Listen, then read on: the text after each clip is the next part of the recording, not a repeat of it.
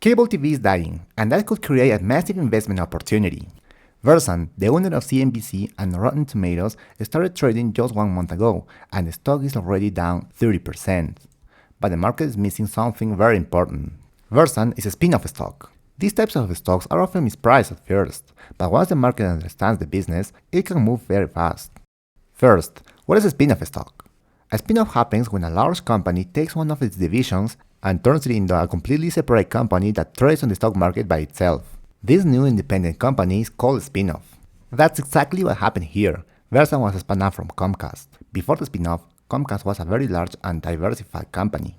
It owned many different businesses, including streaming, wireless, movie studios, theme parks, digital platforms, and traditional cable TV. Because the company was so diversified, Comcast decided to create a new independent company called Versant. Versant now owns the digital platforms and the cable TV business. But why these businesses? Versant's business model is actually very simple. The idea is to use the strong cash flow generated by cable TV, also called linear distribution, to support and grow its digital platforms. As an independent company, Versant owns digital businesses like Fandango, which sells movie tickets online, and Rotten Tomatoes, which focuses on movie and TV reviews. At the same time, it owns cable TV channels like CNBC, Sci-Fi, and Golf Channel. This model makes sense because cable TV is a declining industry, but it still generates a lot of cash. On the other hand, digital platforms are a growing industry, but for Versant, they are still a smaller part of total revenue. By using the cash from cable TV, Versant can invest in and grow its digital platforms over time. This business model can only work if Versant has strong financial numbers to support the transition from cable TV to digital platforms, and it clearly does. Let's take a look. Versant generates about $7 billion in revenue and around $1 billion in net income. That means a net income margin of roughly 16%, while the average company in this sector operates closer to just 4%. The story gets even better when we look at cash flow. Versant's free cash flow margin is about 30%, compared to an industry average of around 10%. Now let's look at the balance sheet. Versant has $11 billion in assets and only $1 billion in liabilities. This results in a return on assets of around 10%, while the sector average is closer to 2%. Good numbers, right? Well, the market doesn't seem to think so.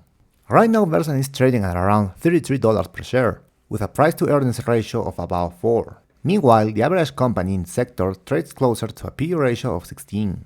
This low price is largely the result of the spin-off process itself. As I've mentioned in other videos, when a company is spun off, shareholders of the parent company, in this case Comcast, automatically receive shares of the new company, Versant. Many investors, especially large funds, never wanted these shares in the first place, so they sell them as soon as they receive them. This creates heavy selling pressure and pushes the stock price down.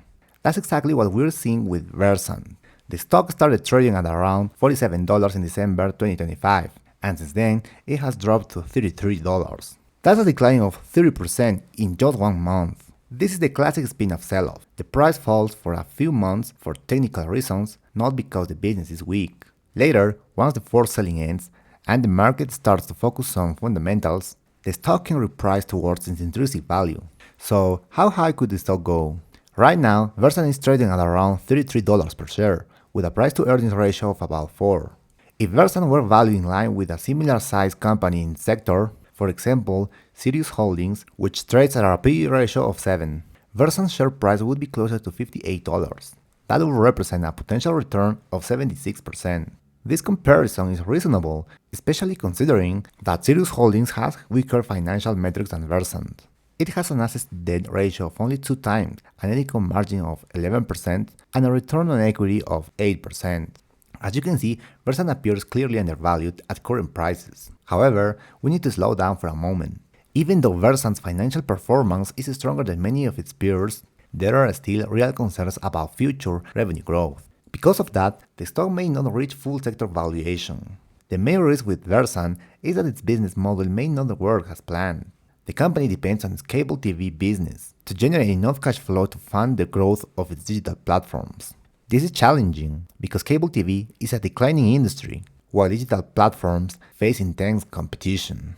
Versant must be able to keep its cable TV revenue relatively stable, or at least slow down the decline, while its digital businesses gain scale and become more competitive. So what am I doing as an investor? I've already bought some shares of Versant, but I'm staying patient and watching the company's results as an independent business. What I'm focusing on is revenue growth, especially from the digital platforms. If that part of the business continues to grow over time, Versant shares could move much higher. To sum it up, Versant looks very undervalued right now, trading at a price-to-earnings ratio of about 4. The financials are strong, with solid profit margins, healthy cash flow, and a strong balance sheet. The main uncertainty is revenue growth. Today, most of Versant's income still comes from cable TV, a business that is in long-term decline. At the same time, its digital platforms represent a smaller share of total revenue, but they are growing. The company's next financial report as a fully independent business will be critical in determining the future direction of the stock. Don't worry, on this channel we'll keep following Versant and other interesting spin-off stocks. If you find this video useful, don't forget to like and subscribe. Thanks for watching. See you in the next one.